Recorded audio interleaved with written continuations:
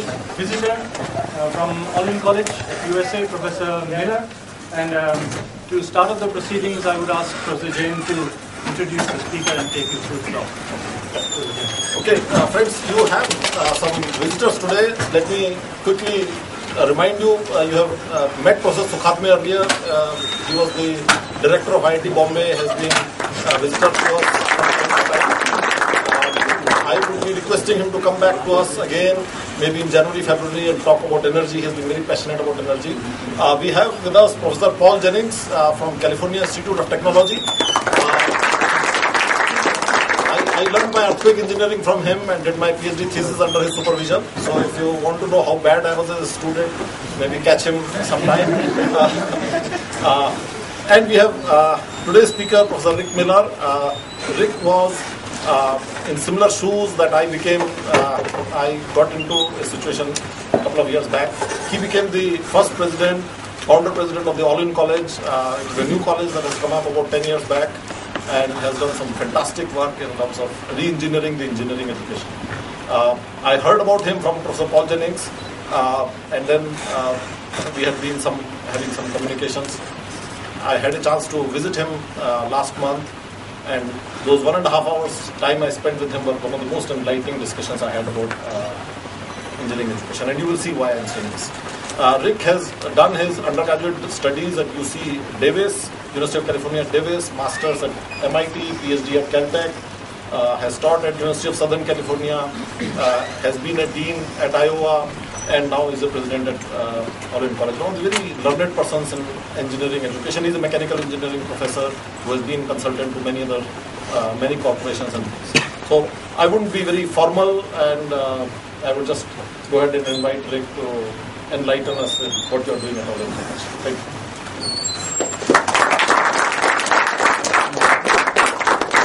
It's a real privilege to be here. I'm just amazed that so many people would come after taking a long exam and a very long day to hear a speaker. I'm very impressed, and I'm also really privileged to be here. The Indian Institutes of Technology are, of course, a beacon throughout the world for quality and selectivity and merit.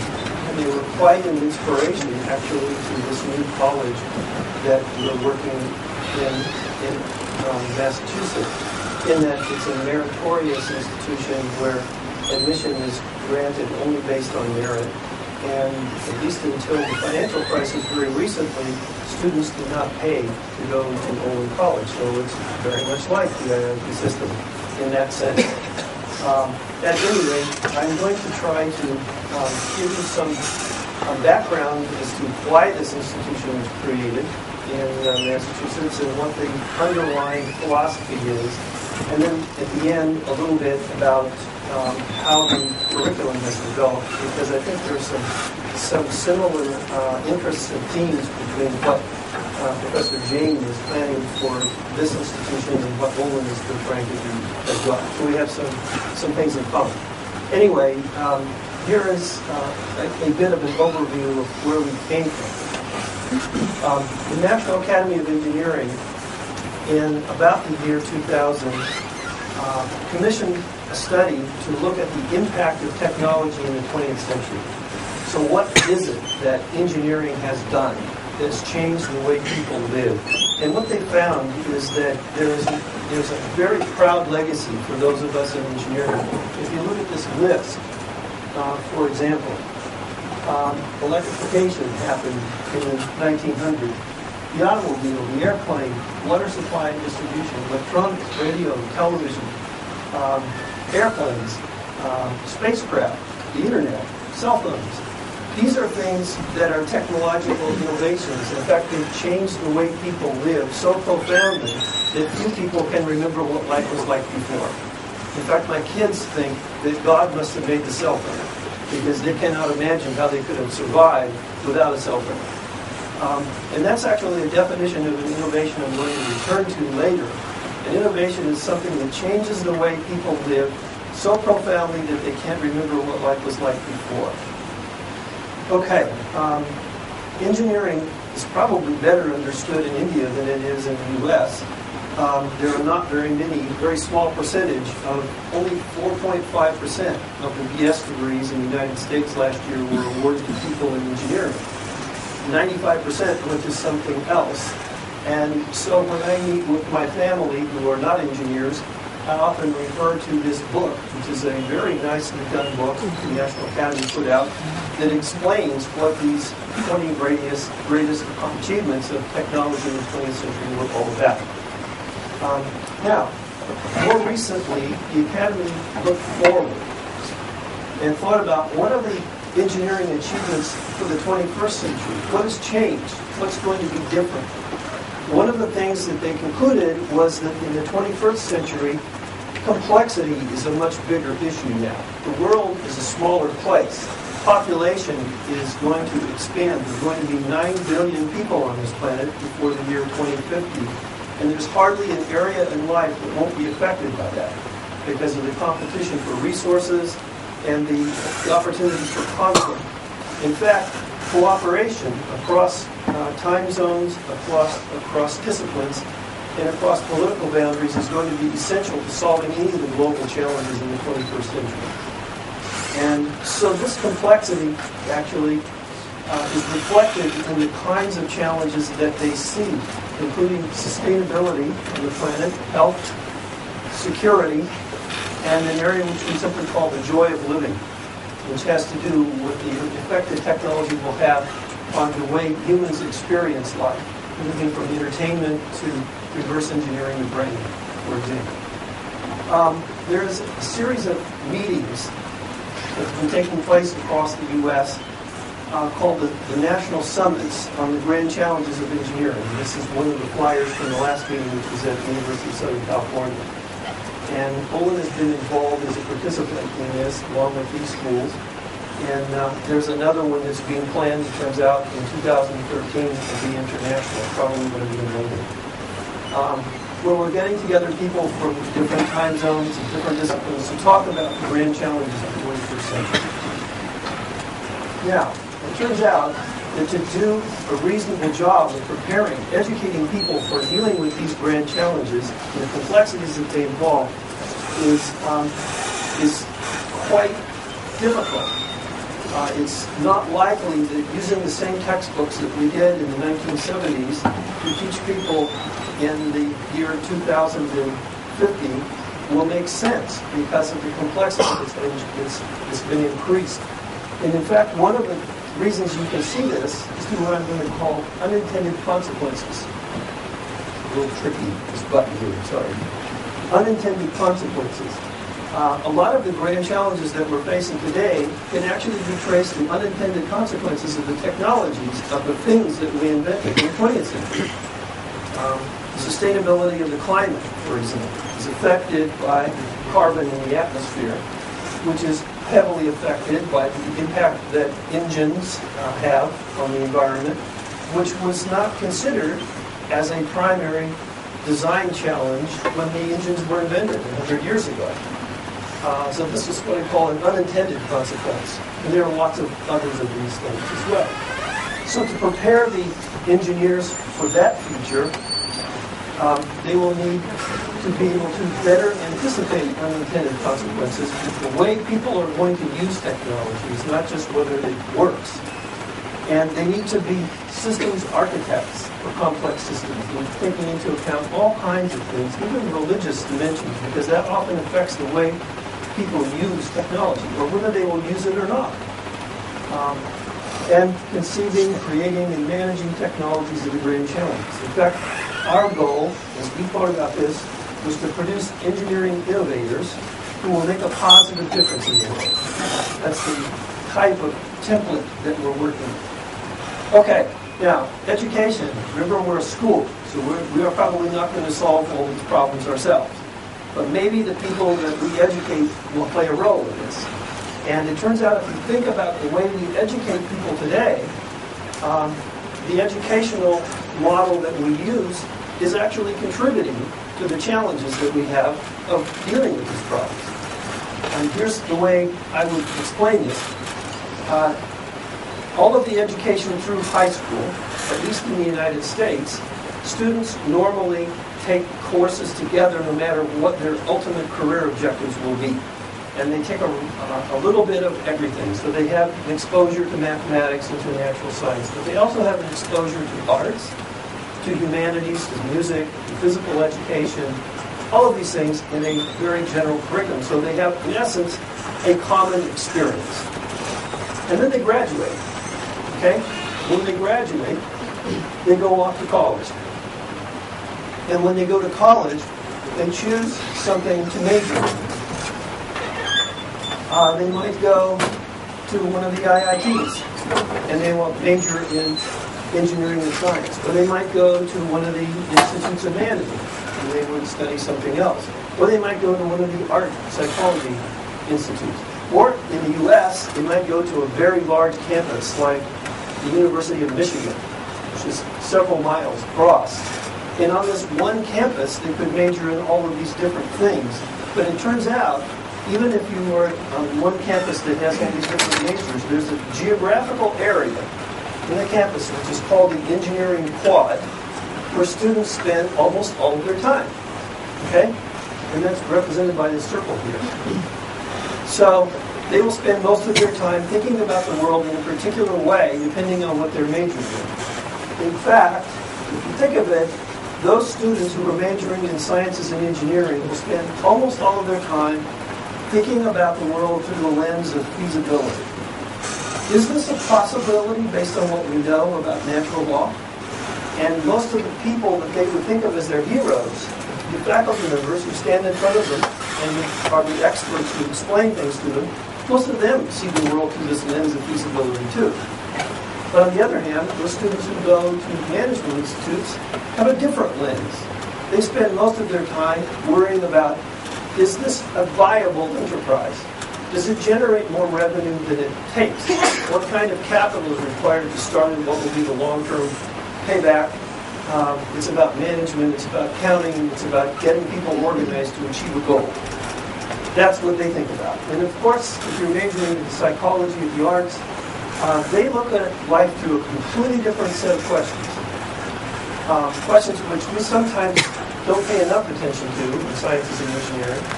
Questions like, what motivates people? What is the nature of love? What is the nature of beauty? What's the nature of truth or justice? Now, those don't have numbers associated with them. They're not talking so much about physics, but they're a very important dimension to life. And they will spend most of their time thinking about that, and with the people around them, they'll be totally immersed in this cultural world. Well, one of the interesting things is if you are majoring in engineering, an accredited degree, at least in the United States, is this organization called ABET, which is the accreditation organization. I assume there's something similar to that in India. In order to make sure that all the engineering graduates are competent in their technical field, they must spend a lot of time studying very technical subjects before they get their certified degree. In the U.S., it's about 3/4 of the total amount of time has to be spent studying what I'm calling feasibility. Mathematics, science, engineering science. But leaving about 1/4 of the time of their total 4 years, about 1 year of the 4 years, available to learn about everything else in life. Okay? And learning even what the vocabulary is in the business world and in the desirability world. Of course, the situation is not much different in the business school. To get an AACSB accredited degree in business requires that you spend half of your time studying management and accounting and organizational behavior and all of those issues that business schools must present. And you want them to learn this because if they don't, they're not competent when you go to work for them. So they have about half of their time left over to study everything else, including something about feasibility and something about desirability. And of course, those other students who go off and study things in, say, arts, turns out in the U.S. there are no uniformly accepted standards for what you need to know to be a well-educated artist, including any exposure at all to natural sciences or mathematics or to viability. I know this because I have a daughter who did this recently. She was an economics major at a very fine private university in the Boston area. And she graduated cum laude in her field with a minor in entrepreneurship. And in 4 years, she didn't take one course in natural science. And the only course that she had in mathematics in 4 years was a statistics course. And this was as applied to her field in economics. Okay? Now, this, as you might guess, this was kind of an awkward situation. We had some conversations around our dinner table which were uncomfortable at times. And she said, "But Dad, I did very well in high school. I had very good marks in the standardized tests coming out of high school, and they accepted that as evidence that I'm already educated in natural sciences and mathematics. So I don't need to take any of that." Now, think about the complexity that we're worried about in the 21st century. And those issues of global sustainability, which are going to require cooperation. I'm not sure she knows enough about natural science to have an educated opinion about whether the country should choose option A or should choose option B for dealing with these kinds of issues. And that's just a microcosm of what happens on the entire planet. So, what we've done is specialized, and we've created communication barriers between disciplines, and these are for people who are only 19 or 20 years old. Does it matter? I think it matters. For example, it's only when all three of these disciplines intersect that you have the possibility of an innovation. Remember what an innovation is? It changes the way people live so profoundly they can't remember what it was like before. I challenge you to think of a single innovation that's happened that isn't simultaneously feasible, viable, and desirable. There are lots of examples of almost innovations that haven't happened yet. For example, solar electric power on the roof of your house, technically, from a feasibility point of view, is capable of producing the electricity that you need to run your house without having to hook up to a power plant. Why hasn't it happened? It hasn't changed the way people's lives. Because it's feasible, but it's not viable. Okay? It's cheaper to buy electricity in most places in the world from these centralized power plants instead. So that's why it hasn't changed the way people live. It's also possible to have examples where things are both feasible and viable, but they're not desirable. And I think this desirability thing is probably going to be very important for the 21st century. One example, well, let me tell you a simple example first. It turns out that I grew up in Southern California, even though I'm living on the other side of the country now, and so did my wife, and one of our favorite kinds of food is Mexican food.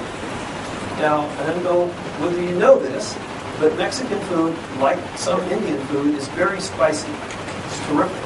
So my wife and I moved from the middle of the country to a place called Iowa, which is far from Mexico and has almost no Mexican food. And we missed this very much. So we thought, why is this? These people, if they only had a restaurant that offered Mexican food, we could make a lot of money because everybody would be interested in it. So we thought about it. We know exactly what the recipe is, and we know how much you need to charge. Turns out it wouldn't work. And the reason it wouldn't work is it's not desirable. The folks who live in Iowa just don't like spicy food. Okay? It's not about feasibility. It's not about what you charge. You could give it away, and they wouldn't eat it. Okay? It's just not going to work. And some of you probably, struggling for things in my pocket here, to get this out, know what this is. This is an iPhone.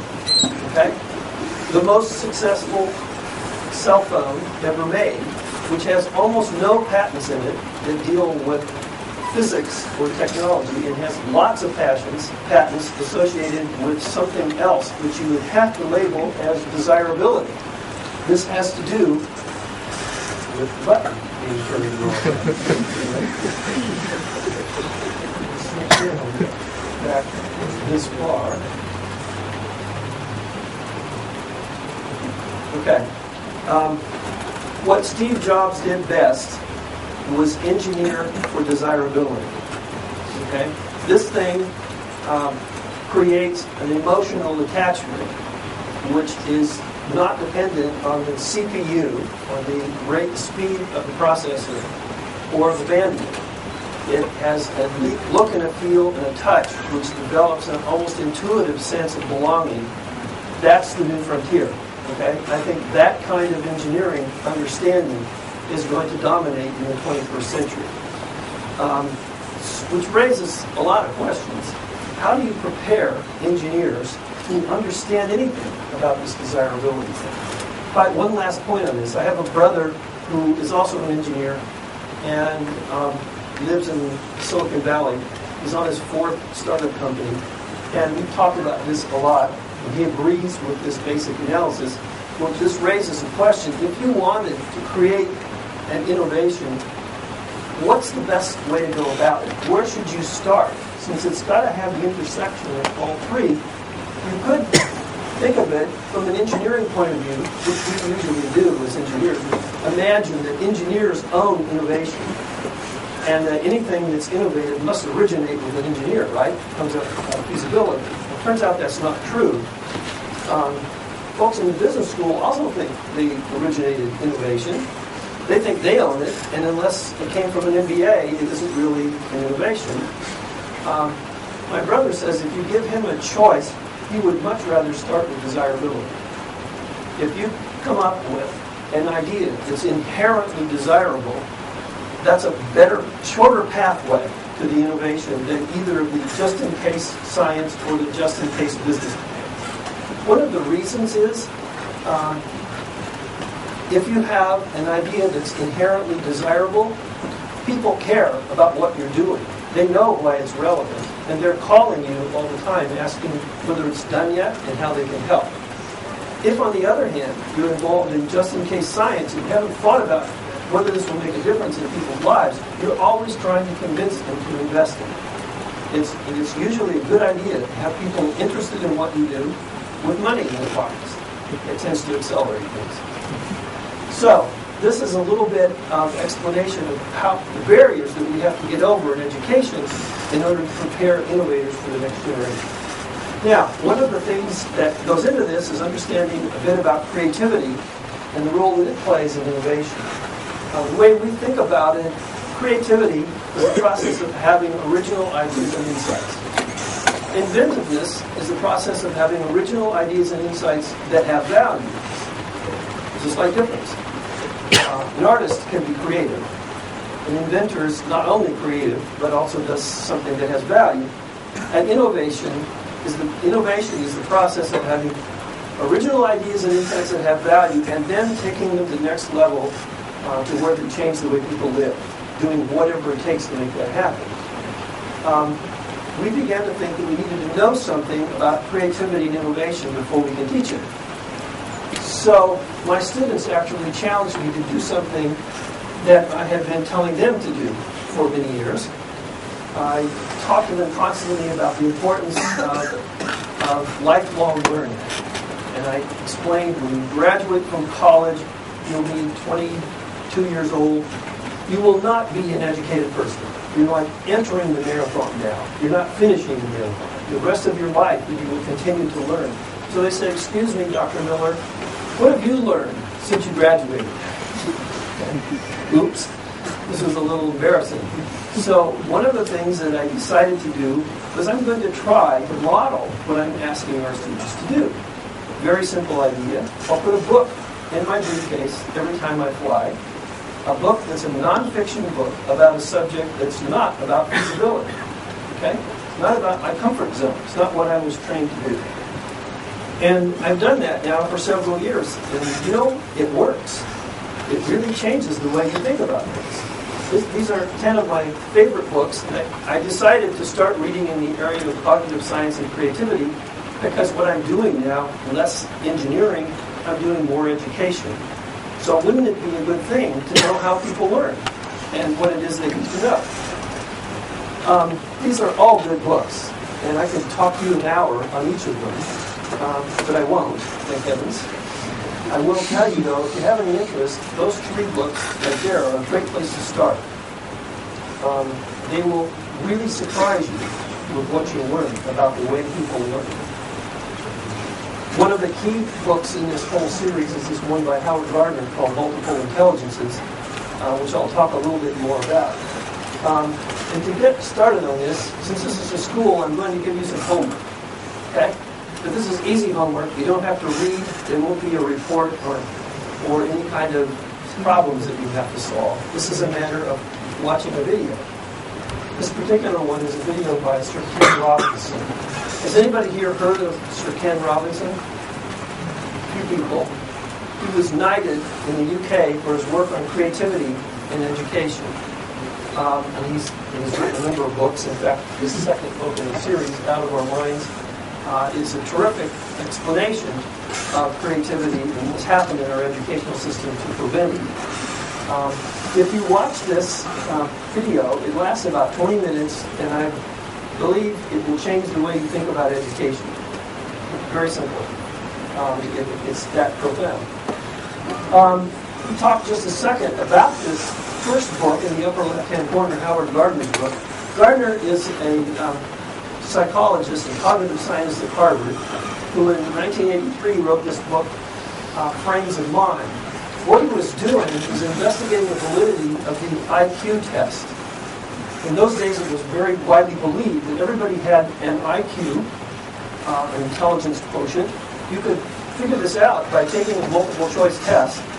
You might as well tattoo it on your forehead, because everything that you achieve in life was determined by that number. Okay? If it was a low number, you might as well just get a job, working in the farms or digging ditches or something, because you weren't capable of doing anything more. And he was a curious guy, and he decided to ask questions. I wonder how true that is. Has anybody studied it? And when he studied it, he found out it isn't really very true. In fact, most of the data that he found showed that it didn't predict anything very well, except for one thing. It did a okay job of predicting how well you would do in the next class that you took in school. But after you graduated, it had almost no correlation with your success in life. CEOs of major corporations were not people with very high IQs. People who had very high IQs were in prison and were working in all kinds of things. He did a very good job. Okay, so the more examination that he made, he discovered that actually people have multiple intelligence. They have lots of different kinds, and in fact, can map them on locations in your brain. He can determine what happens to them if you happen to be in a car accident and a certain region of the brain goes away. One of these particular intelligences, like linguistic intelligence, will disappear if the language center in your brain is suddenly damaged in an accident. You may have all the other intelligence working perfectly. And then if you look at these, they're pretty easy to map. Academic intelligence is the sort of thing that we traditionally have emphasized in higher education. Things like the standardized testing, multiple choices, map, anything that deals with symbolic representation of the world in numbers and numbers. That's what it amounts to. That's what we have interpreted, we globally have interpreted higher education to mean for the last couple of hundred years. It's that symbolic representation. It's the prefrontal cortex. But there are other parts of the brain too. Artistic intelligence. Intelligence that envisions things that aren't here now and sort of playfully imagines a way to get there, which it turns out to be fundamental to every innovation, but isn't fundamental to the curriculum in most schools. To some extent, it's available in art schools. Music as a completely separate circuit in your brain that works in auditory signal processing. And of course, there are these interpersonal and intrapersonal intelligences, the ability to perceive emotion in others and to react to that, or the ability to perceive how your influence is working or not working on other people. Those are fundamentally important for management. If you're going to work on a team, Don't you think it's a good idea? You'd be able to relate to the people who are there and understand how to motivate them. Very important concepts, and they're just not included in most engineering curricula, at least. Now, recently I broke my own rule in terms of reading books, and I decided to read a fiction book, highly recommended by a friend. This is a book called The Curious Incident of the Dog in the Nighttime by a fellow named Mark Harding. Has anybody ever heard of this book? Probably not. Maybe one. This is the story of a 12-year-old boy who's growing up in England who is autistic. You know what autism is? Yeah, this is a brain disorder where, for a variety of reasons, a person is unable to perceive emotion. They cannot recognize emotion. So, for example, if you have an autistic person and you draw one of these little circles with a smiley face or a circle with a frowning face, the person has no idea what they mean. They can look at your face and not tell whether you're happy or sad because they can't read emotion at all. The only way they can make sense out of the world is through a sequence of linear symbols like language or numbers. Autistic people, it turns out, have a predominance, have a natural attraction to the kinds of roles in life that they can play where they only have to follow the rules very linearly from one to the next. There's actually a fair number of us in engineering and science who have a tendency towards autism, turns out. Yeah. It's a very touching story. Okay, I read this book on a plane flight back from Korea to the United States. It was an overnight flight. It's a good thing it was an overnight flight because several places in the book there were tears running down my cheeks as you were feeling the tension in this family and what it's like to live with a person who can't feel that way. That's also a little bit personal because my brother has a daughter who's a special needs child. And so we've seen some of these issues play out. The point is, this is very real. It's just as real as Newton's laws. And it's also an illustration of what Gardner was talking about in interpersonal intelligence. This is a pathology of what happens when a person is unable to sense interpersonal intelligence. And while autism is an extreme example of that, everybody lies somewhere on the spectrum. And when you're picking a team, it would be really good not to have the team leader be autistic. Okay? This multiple intelligence stuff plays a big role in what we're doing. Another type of reading that I've been doing recently is about what are we learning about education and how is education itself changing in the 21st century with the internet, with the ability for people to learn in many different ways. This particular book, A New Culture of Learning, has two authors, and one of them, John C.B. Brown, is fairly well known. Has anybody heard of John C.B. Brown? John C.B. Brown was the chief scientist at Xerox at Palo Alto Research Center when Apple Computers was spun, when the mouse for computing that you see today came out of Xerox PARC. A lot of the fundamental psychological interactions where desirability plays a key role came out of that laboratory. John has written a number of books now on cognition and on learning. This particular one is quite simple. It just came out in June of this year, and I highly recommend if you're a teacher because it gives you a good, quick overview. It doesn't go into a lot of depth, but it does give you a good, quick overview. So he predicts that the internet is changing the way we learn. One of the things that he points out, with lots of examples in there, is the traditional way of thinking about education has been a transfer of knowledge from the teacher to the student. Okay? The new way of learning, which is actually happening, if you have kids and you watch them play with the internet, they're not transferring knowledge, they're constructing knowledge as they go. And if you think about it, this is really probably the only sustainable way to perpetuate our civilization, is every new generation has to construct a mental picture of what's happening in the world that will be useful for them during their lifetime. And this is changing very rapidly, so they need to learn how to construct. In addition to that, most of the traditional methods of education involve communicating to you a sort of can't-do attitude. You can't do that yet because you don't have the curriculums. You have to finish this course, that course, and that course, and then we'll talk about something else. So it's a lot of what we call just-in-case learning. Okay? You have to share all these 22 chapters. Trust me, someday this will probably be useful to you. On the other hand, the can-do attitude is what's very prominent in the new method of learning, in which if you have a 9-year-old kid sitting at the internet, they don't know that you're supposed to have computer science before they just do it, okay? And when it succeeds, they build a sense of self-confidence and they just try more new things. That's a spirit of can-do, which comes right out of the arts, by the way. This is the same kind of learning that goes on in the arts. Another of the more common traditional values in the educational model is follow orders. Don't color outside of the lines. Do this when I tell you to do this. It's time to stop, put the pencil down. Okay? The new method of learning is not about following orders. It's about following your passions. Okay? What is it that you really care about? There's nothing standing between you and the goalpost now, except how hard you want to work to learn it. You can do it. You can construct the knowledge on your own. The internet is there all the time. Just follow your passions. The old model is to learn in class. We're going to meet here tomorrow morning at 8, and then we'll be done by 10. We will have covered chapter 22. And so until tomorrow morning at 8, you don't have anything to do. And when we're done, you'll have a certain set of problems. The new model is you learn 24/7. Okay? There is no beginning, there is no finish line, and there is no beginning line. You're just constantly learning. The old model is you learn alone.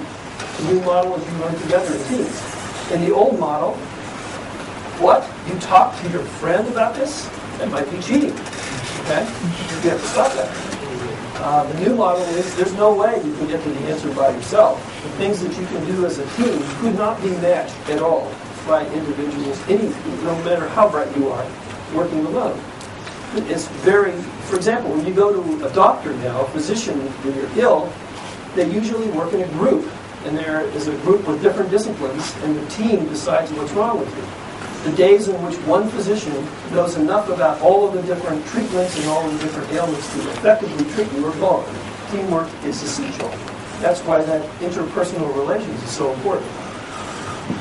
Finally, the leading edge in traditional education is what we're calling problem-based learning, where somebody gives you a problem and expects you to integrate across these different topics the ideas necessary to bring them to bear for something useful. Very important idea. Education is useless unless you can bring it to bear on something. The new way of thinking about this is what I call design-based learning, which goes one step beyond problem-based learning. In design-based learning, you have to define a problem first before you can solve it. So one of the things that we've thought about is problem-based learning in engineering means that you start with a set of specifications and your job is to come up with a prototype device that meets those specifications, right? Somebody gave you the specifications. That's the problem. And your job is to invent the thing, the circuit or the beam, whatever, so that it meets these specifications. In design-based learning, you have to go out and interview people. You have to find out what it is they care about. What is it that doesn't exist yet that will change their lives? Then you define the problem, now that you know what needs to be designed, and then you go to the next steps of creating a prototype. And you're not done until you go back to the people. Because if there's going to be an innovation, it has to change the way people live. So it has to be desirable in the end. So it's a little bit larger circle. By the way, this isn't new. Anybody in here who has a graduate degree, particularly a PhD, knows this is pretty close to the way you earned your PhD. You constructed knowledge rather than had somebody transfer it to you. You learned how to read journals on your own. You formed your own ideas about what's important. You followed your passions and you cared about it. There wasn't a classroom structure around this at the end. You had to do whatever it takes to get this new idea developed and then published, right? It's just applying elements of this graduate pedagogy down to people who are 9 years old. And that's happening already. One of the interesting quotes from this book is, for most of the 20th century, our educational system has been built on the assumption that teaching is necessary for learning. Sounds almost obvious, doesn't it? Until you look at the way kids actually learn without a teacher. often the most important things that they learn is without a teacher. The teacher is not the person with the authority in front of the room who knows everything, who gives you all the answers. The teacher in this model is a coach, who is the person who enables you to learn, who guides you, who is wrong as much as you're wrong about different topics, but it doesn't matter because he can help you find the answers, which are right. Okay, now, that's some of the changes that we've seen in what we learned about cognitive science, about creativity. Now, let me talk a little bit about engineering curricula itself, the sorts of subjects that we learn as students. There is a series of reports, and this is one in particular I'm going to touch right through. A thesis at MIT, done in 2004, Understanding the Careers of Alumni at MIT Mechanical Engineering Department. There's a longer version of this, if you're interested in this, on the YouTube, by MIT Professor Woody Flowers, if you want to follow it. So what is this about? Well, they did a survey of MIT graduates. 676 email requests went out. They had a 46% response rate, which is pretty good. What does the survey look like? Well, I'll go, I know you can't read this stuff, so I'll come back to that in a second. For each one of those questions, they said, where did you learn this? And the first set of numbers is, I learned this as an MIT undergraduate. So apparently the stuff on the left, they learned a lot of that. The stuff on the right, they didn't learn very much of. And then the next thing is, what did you learn in graduate school? And they said, well, we learned about that much. What did you learn on the job? That's kind of interesting. And then, what did you learn that's like somewhere else that wasn't in school at all? And what about the stuff you didn't learn at all? You still don't know. And that's what you got from this. Now, what does this mean, in case you can't read this in the back? Well, first off, see this stuff here that's in the left, where there was, all the big purple lines from the MIT and the graduate education. This is what that is. This is mechanical engineering, so those are core subjects in mechanical engineering. Things that are actually very dear to my heart. Mechanics of solids, fluid mechanics, thermodynamics, dynamics, and so forth. That's what they learn. Now, by the way, note that those subjects are what I call analysis subjects. They're things that apply reductionist logic. Let's take this thing apart. Let's draw a free body diagram. Let's apply the equations that we know to each of the component parts and come up with equations that describe how it works. That's what the methodology is. Now, there's this stuff in the middle, which we're calling professional skills. What is there? Well, it's all engineering reasoning, systems thinking, personal skills, and attributes. These are actually synthesis or integrated thinking. So instead of analytical, where you're breaking things apart, these are the kinds of thinking skills that you need to put things together, to integrate them, to think about the whole system. And finally, there's this stuff on the right, the how and why, which has things like enterprise and business context, market context. These are entrepreneurial thought in action. These are the skills that you need to take an idea and get people persuaded to join you and to make it actually happen. Okay, so what did we learn?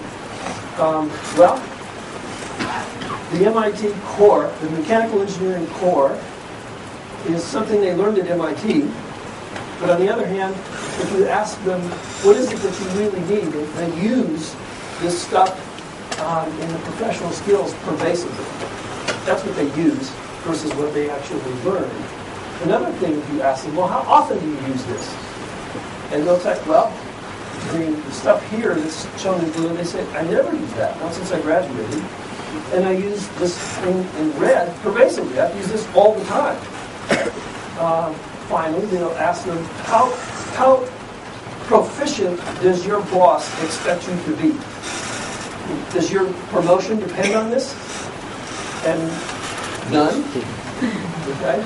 I'm not only expected to be proficient, I'm expected to lead and to innovate in this area. That's how I get to be the CEO someday in this company.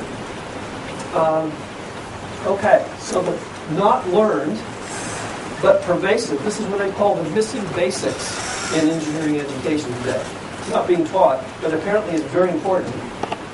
teamwork, communications. These, by the way, are non-technical education.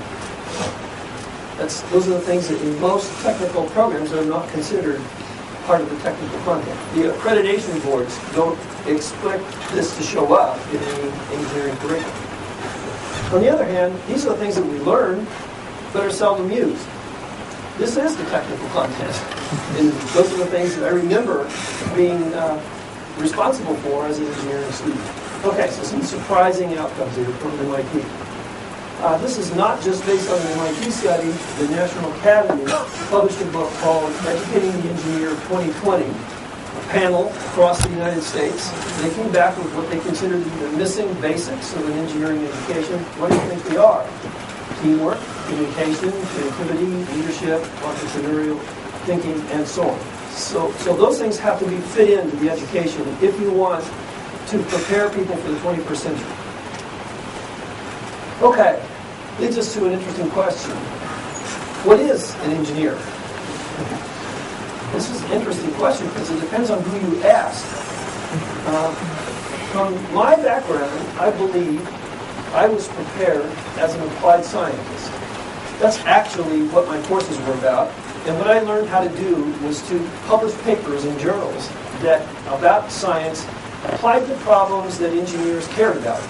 Okay? That's what, but I actually did the engineering thing. I just wrote about them. Sort of like a musicologist. You know what a musicologist is? It's a person who can tell you all kinds of details about how Beethoven grew up, but actually doesn't play the piano. Okay? That's the way my education prepared me for this. That's what I do, and there's a need for them. Don't let me downplay this. It's very important that you know applied science if you're going to be an engineer. It's not about replacing that. It's about supplementing it. If you look at the dictionary, what is an engineer? It says a person who carries through an enterprise by skillful or artful contrivance. Where's the word science? Interesting. If you talk to people in the accreditation boards, they'll tell you it's a designer or an architect of a system, process, or device. That's what it is. That's the accreditation board. If you talk to people in industry, they'll often tell you an engineer is a project or a team leader. It's a person who I rely on to get this done. They know enough about the science to figure it out or to hire somebody to do the detail, but they're the ones who make sure that the car runs when you put the key in it. Or when you buckle up, when you get in the plane, you don't get killed because the plane fell apart. That's the person who is. One of my favorite definitions is by actually a literature professor at neighboring Wellesley College who says, to engineer is to make. To engineer is to make. Okay? Comes from the same root as art. You get the image of a sculptor who has clay and an image in their head, and through interaction with this medium, over time they shape an image in clay which you've never seen before. Okay? To engineer is to make. The definition that we have adopted in Olin is an engineer is a person who envisions what has never been and does whatever it takes to make it happen. Okay? Where's the word science? What does this mean? It starts with vision. If you can't envision what's never been, you'll never make it. Okay, you have to have vision. Maybe it's not a bad thing to spend some of our time cultivating creativity. When you look at admissions to college in engineering, sure it's true at the IITs, it's true in most of the U.S., what counts most? What did you get in your math and physics scores in high school, right?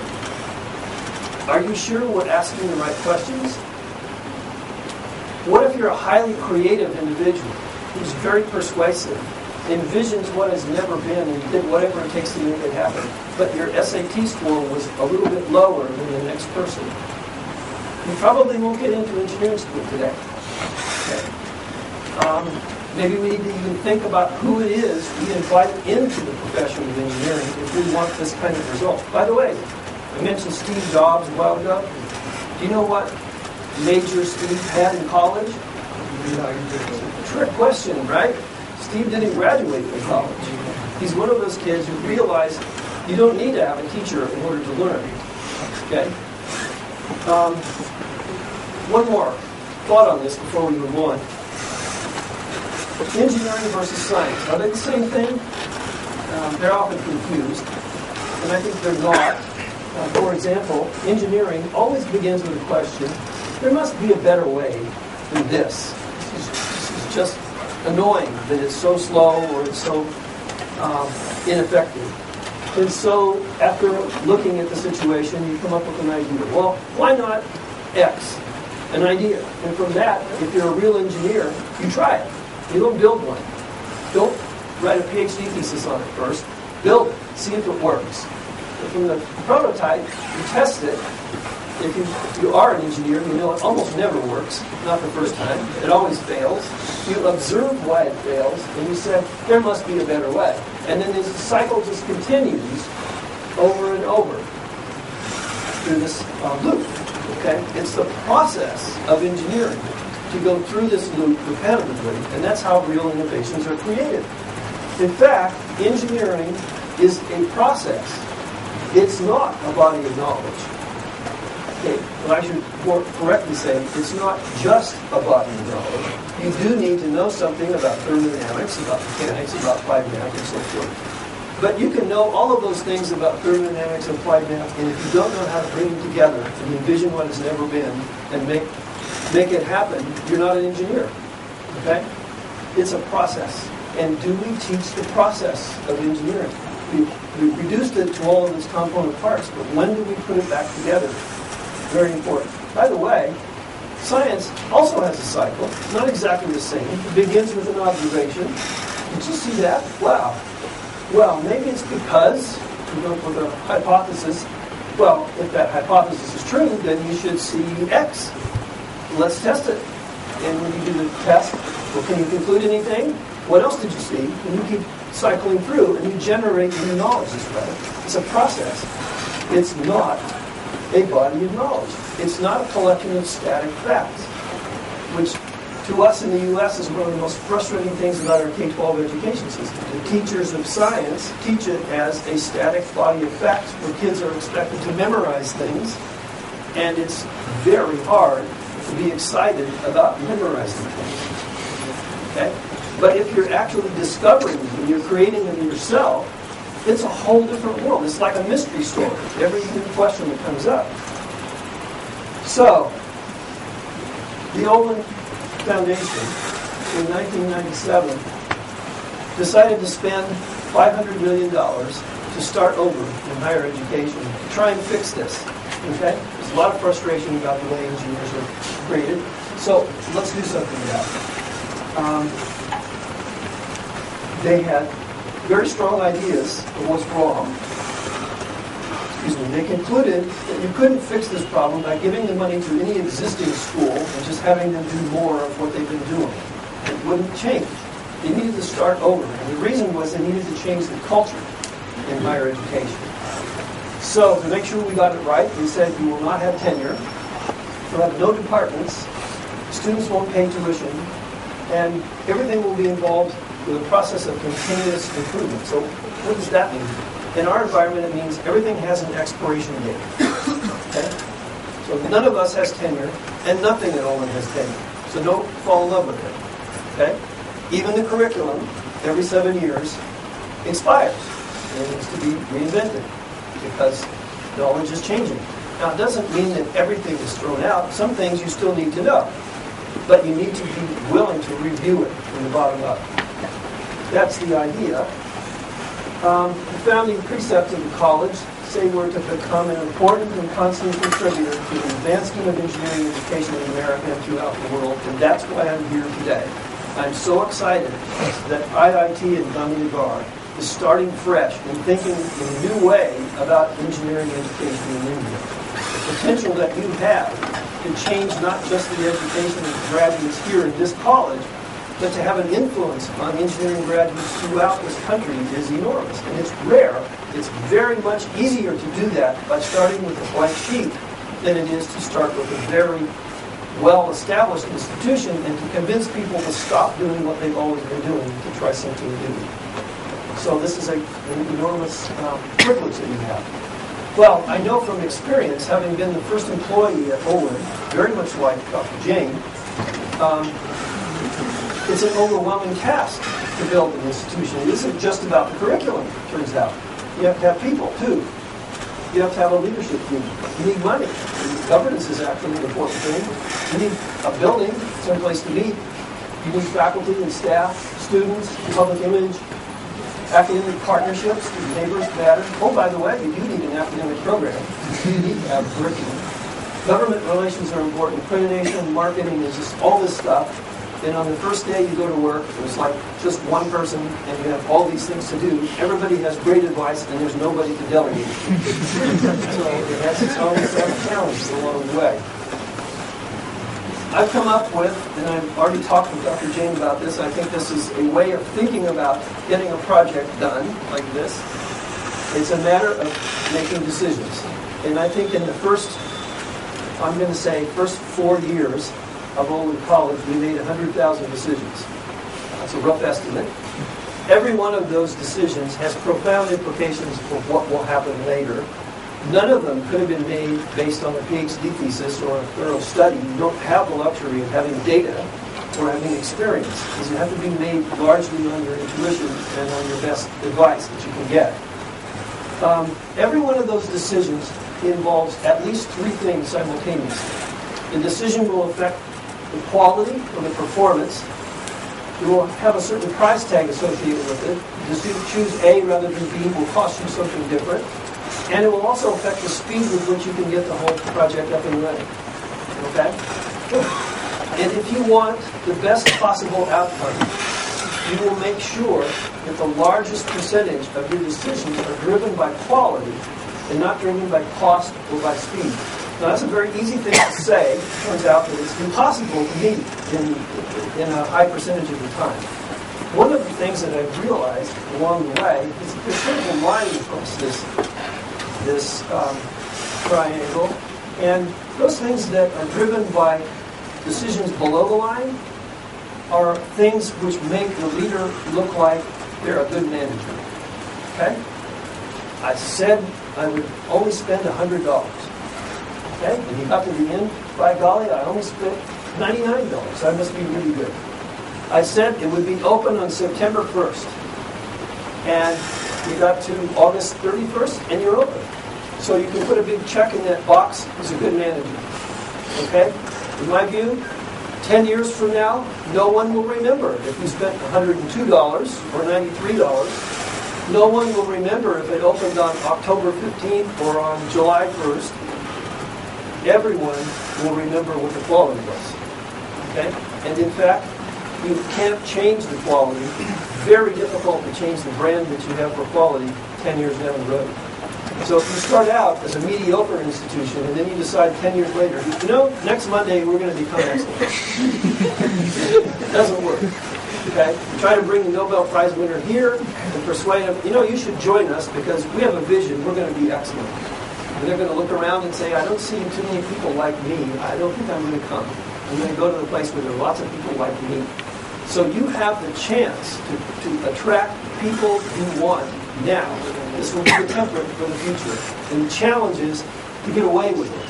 Okay? Because you're going to have to let slip some of the measurement of being a manager along the way in order to achieve the vision. Simple strategies that we used at Olin, truly student-centered, not faculty-centered at Olin. One of my heroes in the Boston area, some of you may have heard of, a fellow named Desh Deshpande in India. He founded the Deshpande Center for Technology, Innovation, and Entrepreneurship at MIT. And recently, when speaking at a conference, he mentioned, I'll take the A team with a B idea over the B team with an A idea every time. What do you think he was talking about?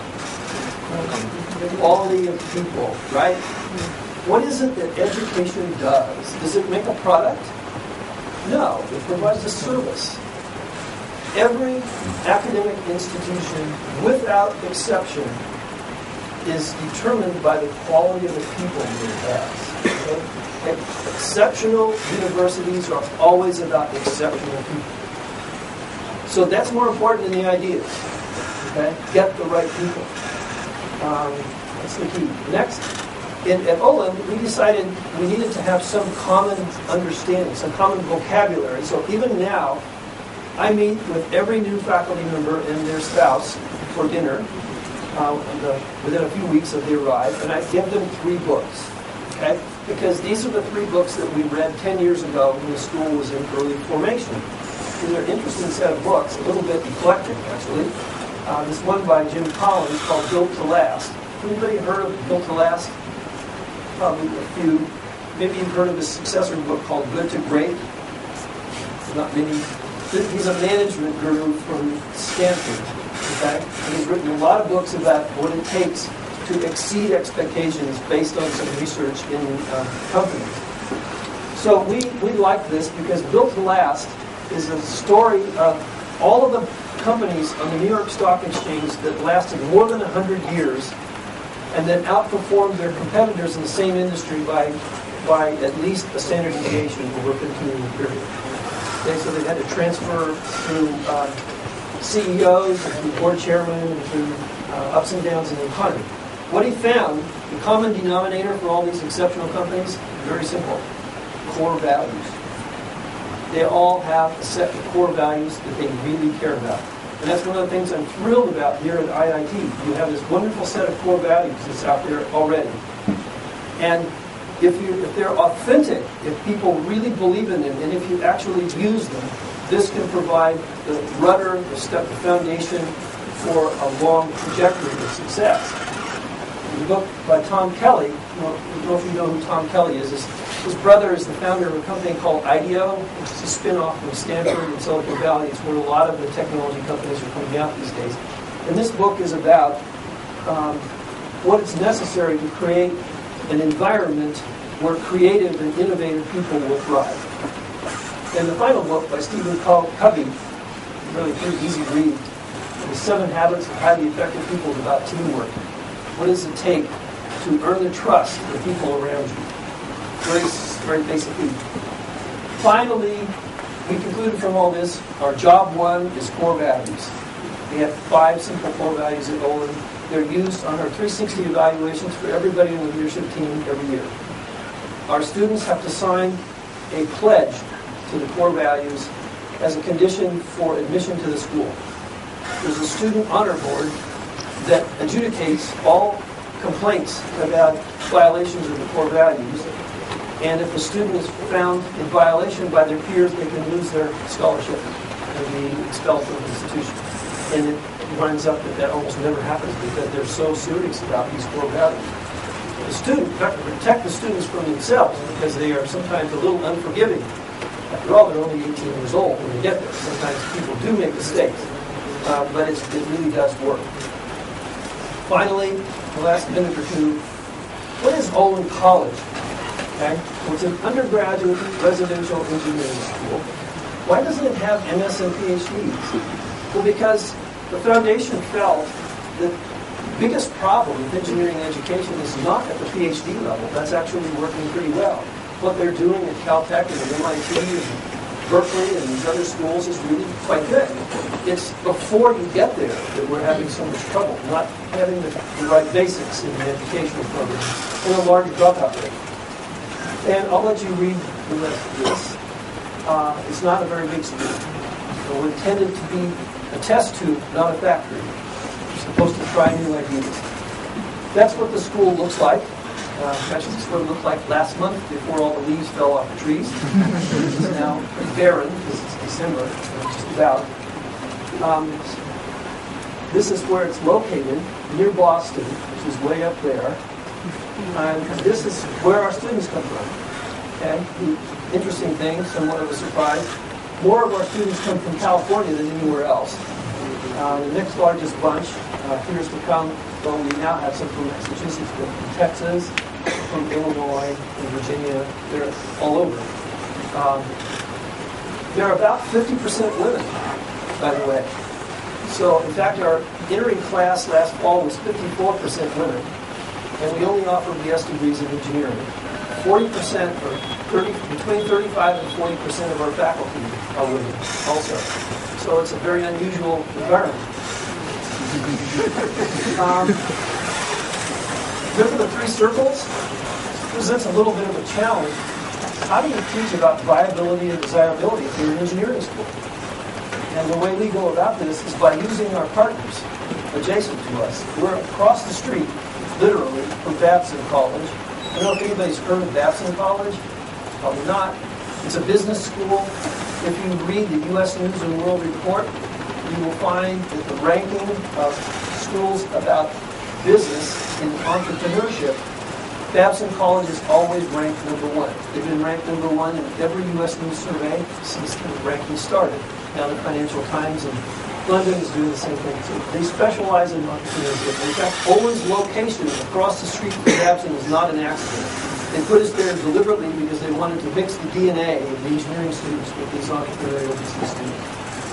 And finally, Wellesley College, which is a women's liberal arts school about 2 miles away. Probably haven't heard of Wellesley either. Wellesley is the school that Hillary Clinton went to. It's also the school that Madeleine Albright, a former U.S. Secretary of State, went to as well. It's not an engineering school. It's not a business school. It's a liberal arts school. And this is where our kids take most of their political science and humanities and all of that. Features of the curriculum. I won't go through this in enormous detail because I don't think it's that important. Nobody gets in without going through interviews. The entire weekend of interviews. We're looking for multiple intelligences. We have to work in teams. They have an extensive design core. We put the engineering process back in the center of the curriculum, and the applied science is in the periphery, so it sort of reverses the role as traditional. Students work on about 10 projects as a team before they graduate. This ends in a senior project, which is sponsored at $50,000 per student project by corporations. They have, at the end of every semester, every student has to stand and deliver in front of the entire community. Even the freshman has only been there for 4 months. And we invite about 100 visitors from industry there who evaluates them. So by the time they've graduated, they've all done that 8 times. If you did nothing else but made students stand in front of a class and talk publicly with evaluation 8 times, you would probably change the way they behave forever. Most kids will tell you they would rather die than be involved in public speaking. So it's a transformational experience. They have to learn something that they don't know anything about, self-study. They have to have no prerequisites. They have to define a question as a research problem that they want to know something about. And then they have to chart a path to get there, write a miniature thesis, and get some expert to validate that it's correct. So that's our step towards learning how to learn. They also have to start and run a business or a nonprofit enterprise before they graduate. It's a graduate student project. So that's part of the curriculum. But you know, at the end, the curriculum isn't important. It's the culture that matters. It's the sense of excitement that the students have when they show up every Monday. Reflecting on it, some good things and some things that I'm worried about. One of the real interesting things, we already have a growing resistance to change. We're only 10 years old. Okay? How can that be? One of those ideas that we had earlier, there's no more powerful force for conservatism than having something to conserve. Okay? 10 years ago, we were a blank sheet of paper. We had nothing to conserve. People were willing to consider anything. Today, we have some things that we think really are working. And so people are unwilling to pry their white knuckles off the steering wheel. Okay? Don't you dare suggest that we stop doing this, because this is who we are. Okay? What if we got to be number one in the country? How hard would it be to change then? Okay? There's no place to go but down. So no one would want to change. So resistance to change is already showing up after the 10 years. The last thing I'll say, is it working? The best evidence I have for that is produced by something that's called the NSSE scores, NSSE, National Survey for Student Engagement. It's done out of Indiana University every year. About 500 universities, over 500,000 students involved. It's a series of questions designed by education schools to measure the degree to which students actually learn. Not what you teach them, but what did they learn. Okay?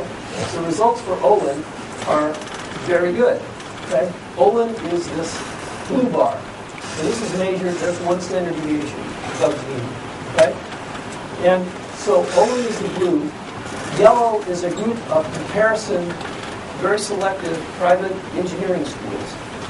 And as you can see, they do in general above the mean. The mean, by the way, is 0 in this graph. The green bars are liberal arts colleges, like Wellesley College, where Hillary Clinton went. And you can see how they do. And the red bar is the average for all 500 universities. My claim is, if IIT can create an environment with any curriculum where your students are so engaged in their learning, they're so passionate, and they're empowered, and they learn 24/7, and they learn in teams, and they want to go, they want to get a PhD, you've succeeded. Okay? At that point, you've lit a fire, and the fire will take the students for the rest of their life. And that's my last slide. So if anybody is still awake and not dying of hunger, I would be glad to answer a question.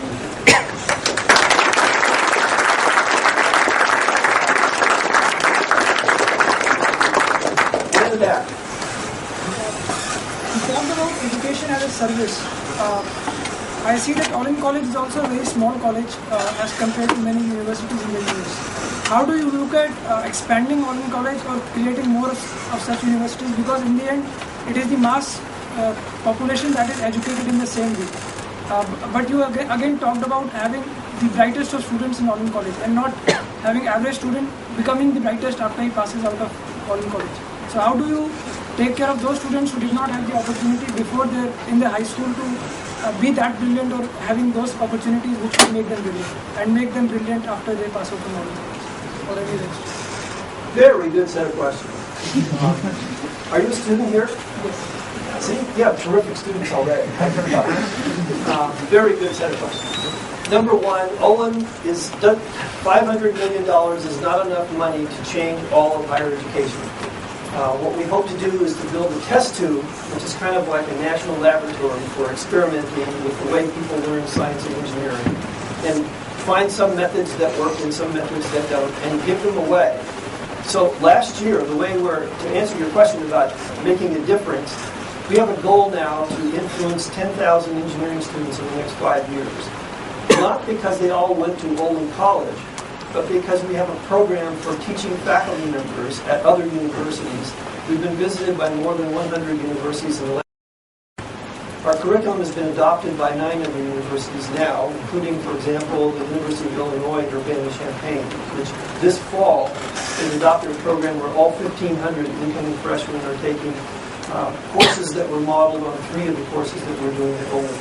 Again, it's not about the Olin curriculum, it's about this culture change, the change in the relationship between faculty and students, where students are empowered and learn more like graduate students do.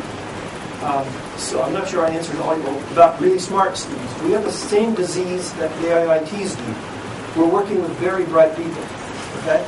But if you want to create change, I believe that, for example, if Harvard tries a new method, more people are likely to read about it and to try it, because after all, it's Harvard and they could do whatever they want. So they must have already done the homework to find out what the best method is. So Olin needs to have a reputation for being the best if it hopes that anyone else will pay attention. Okay? And by the way, these methods work with a very different kind of student. A few miles, 50 miles south of Boston is the town of Providence, Rhode Island. There is a school there called the Big Picture School.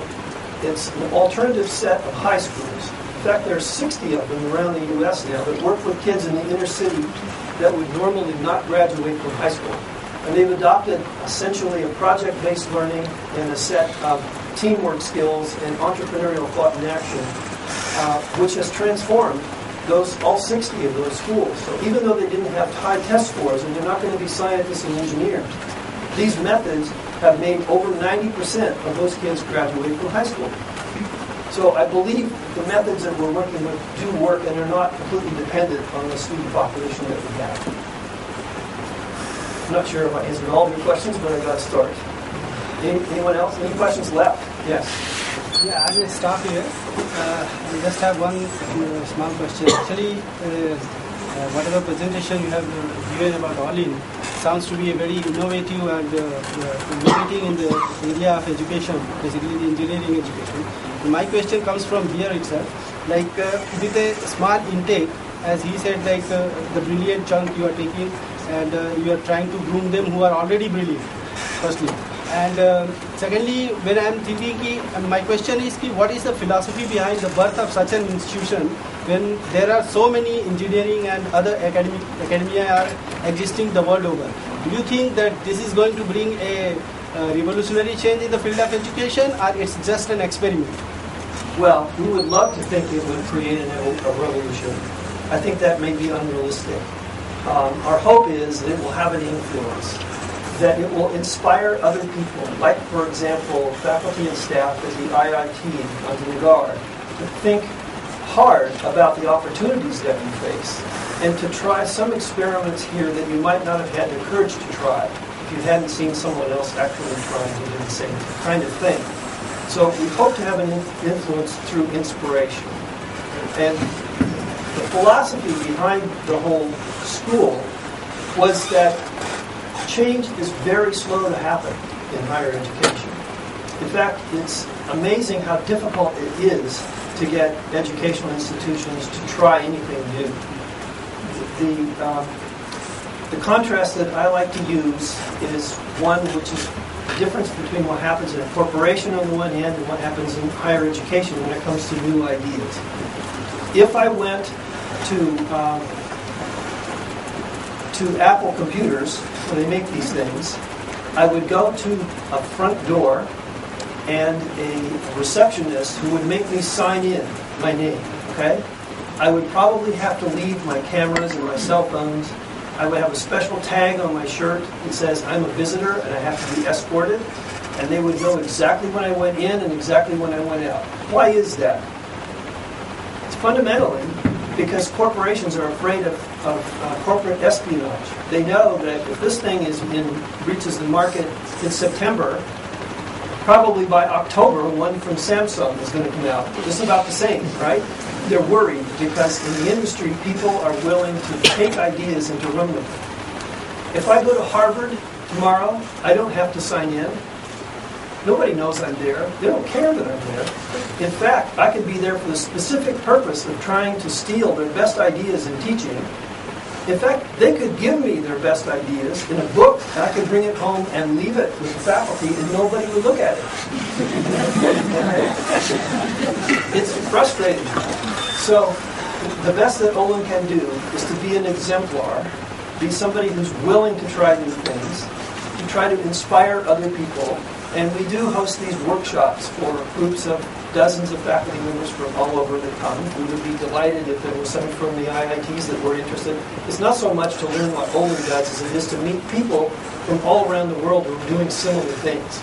And you build a community. Yes? Good evening, sir. You have shown a slide which shows the analysis of the skills that MIT undergrads use when they are in the job and what they learn. Yeah. Is a similar analysis available for people who are in research or pursuing academic careers? And do you see a change in this analysis? Because if MIT believes that they should teach certain subjects, there is a reason for that. And it is because it has been successful in the past.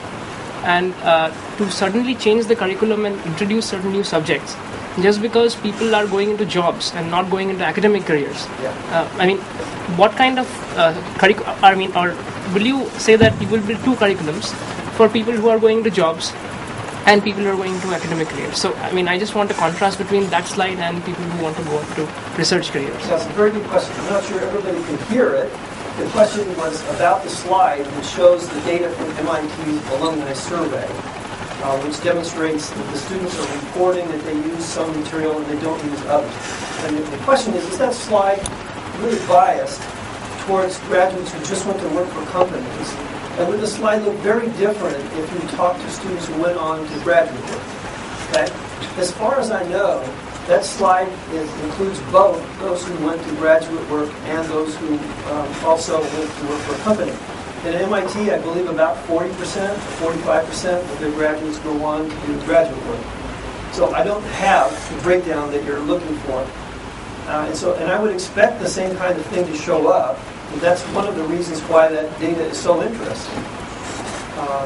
I'm not as far as I know, in fact, I was just at MIT a couple weeks ago, and they're thinking about trying to develop a new kind of curriculum there too, and they're not certain that the faculty will be willing to accept it. Similar kinds of concerns. And it's not obvious that every change is a good one, right? People in the academic world have to decide, are Newton's laws now obsolete? We shouldn't teach that anymore? Or not? Okay? It's a big responsibility. So there's room, though, for someplace on the planet for people to break all the rules and to try new things and just see what happens. One of the things that happened at Olin was that our students began to believe that they were not really well prepared for engineering, because we didn't take as many of those technical elective courses as they did at MIT. This began to be a real problem because they begun, they talk among themselves and they become so convinced there's no way they could be competitive with this, so they would hesitate to apply for certain jobs because they thought they would never be successful, or they shouldn't go on for graduate school. Turns out we have a little bit of data now, and I think that's a completely false set of assumptions. For example, that the school is small enough that my wife and I get to know every student because we invite them to our house in groups of about 10 for dinner every year. So by the time they graduate, we've had them all 4 times. So that means about 35 dinners at our house every year. They're really fun. And what we find out, that the first graduating class, who graduated in 2006, for example, the first kid to complete a PhD was Michael Curtis, who graduated in atomic physics from Oxford University in 2009. The next kid was Julie Connolly, who got her PhD in mathematics from Columbia, and she's now an assistant professor at Sacred Heart University in Connecticut. And the third one was Kian Nguyen, a little Vietnamese girl, who only weighs about 100 pounds when she's wet, who just finished her PhD in material science at Berkeley, and she's working for a startup company there. And there are 4 of them that are just finishing their PhDs at Stanford now. So if there is something that you lose from this preparation, it's hard to find it in the data. It may be there, but we haven't seen it yet. Still an experiment in progress. We don't know what the answer is. Maybe one more question? Okay. But I'm not from IIT, I'm from Nirma University, so by default I'm here. So, and the director was and the previous director, now I'm at the line. So, I'm a genetic engineer.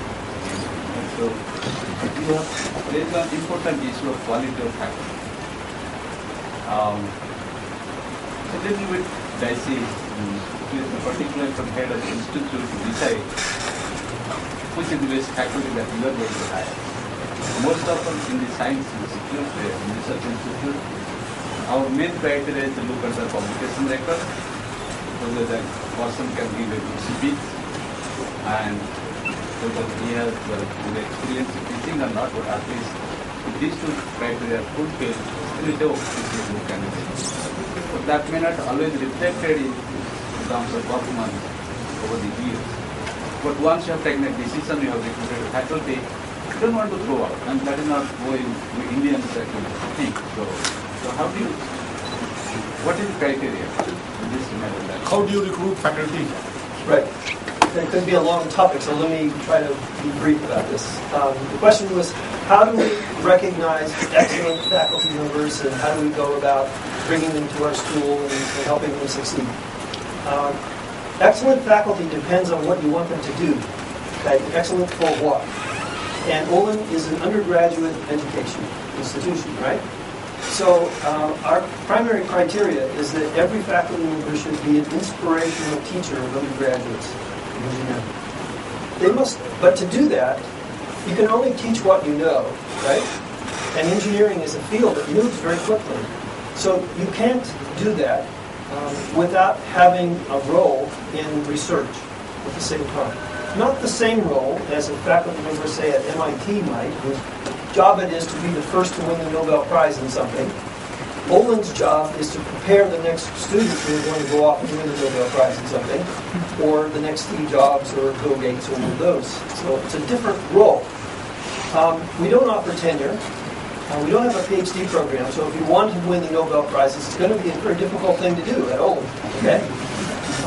So my first concern was, would anybody come? Will any faculty, maybe we'll get some people from industry who will retire. Turns out we've had about 140 applications for every faculty appointment that we've made so far. They're really good faculty. Their biographies are all up on our website, so if you're interested in this, you can go and check.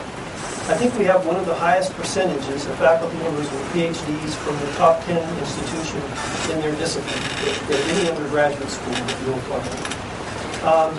Just to give you a little indication of the kinds of faculty members that we've attracted, one of them, because of this multiple intelligences thing, we recruited a woman named Diana Dabby to teach electrical engineering. Oh, and she also has an appointment in music. Now, Olin doesn't offer any degrees in music, but this is because Diana started life as a concert pianist. So she had been performing in New York as a concert pianist for a long period. In fact, has recorded a number of CDs. She's toured Europe and Asia, and she became interested in electronic music mid-career. She went back to school, got a PhD in electrical engineering from MIT. Her thesis advisor was Amar Bose. You know about Bose speakers and headphones? That's her PhD advisor. She had applied chaos theory to the design of musical scores, mixing Gershwin and Bach, for example, which was one of the things that she did. When we found her, we said, I don't know what we'll do with somebody like that, but she certainly has multiple intelligences. And we brought her in. She brought us to another person, Helen Donis Keller. Helen is a professor of biology and art. She is a medical faculty member from Washington University in St. Louis. She was involved in the Human Genome Project and thyroid cancer. She, in fact, has been one of the top 5% NIH researchers in the field. She became interested in visual arts and resigned from her appointment. She got tired of managing a big team of researchers running after R1 grants for the National Institutes of Health every year.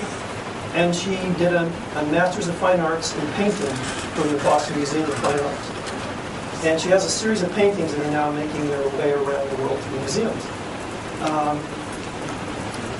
She teaches courses called Seeing and Hearing and reflective drawing, because we believe it starts with envisioning what has never been and then doing whatever it takes to make it happen. You have to be able to envision it. So she teaches visualization and drawing. She also teaches biological science in the first, which is a requirement at Olin for all graduates, and they do gene splicing in the first year. So she does an awful lot of application of genetic engineering to mostly bacteria that can deal with in that course. Steve Holt, who's a professor of physics, was the director of space sciences at NASA Goddard Research Center in Maryland before he came to Olin. We had 700 people reporting to him.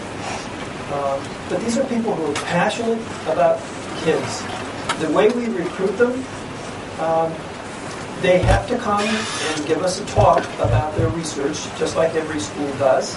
That's actually pretty easy, because they're the world's expert in this one thing, right? And they can give the same talk at lots of universities, so it gets better as they get to talk more. But what we also do is that we make them teach a course in the field. So if we're going to interview Steve Holt to be a physicist at Olin, we assign him to teach a course in physics the same day that he's there interviewing.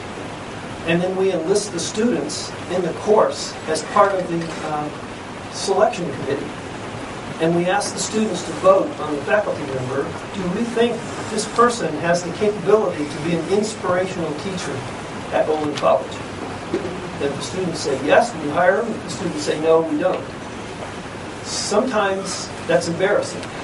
Okay? We get some faculty members who are very famous, and they don't make it.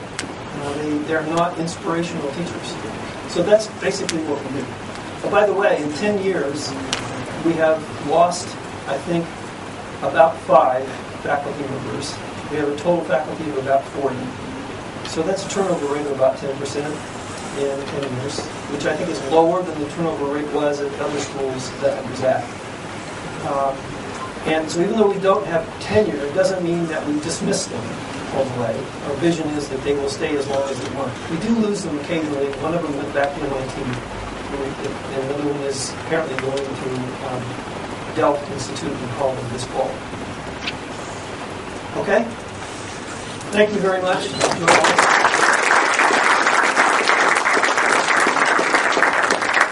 Some of the students may not have understood when he said faculty doesn't get tenure.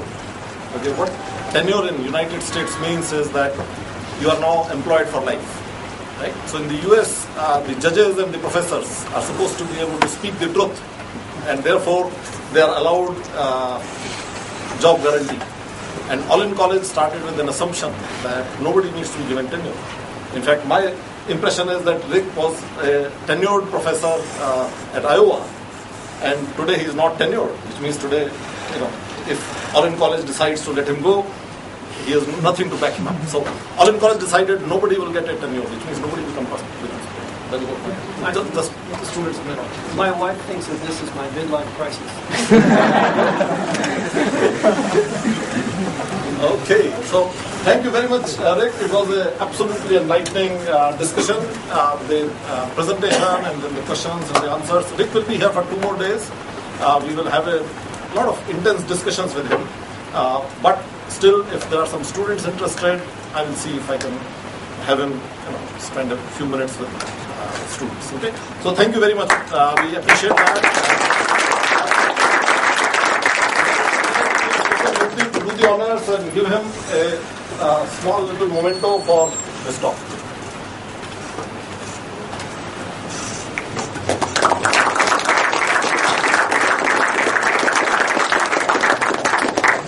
Thank you very much.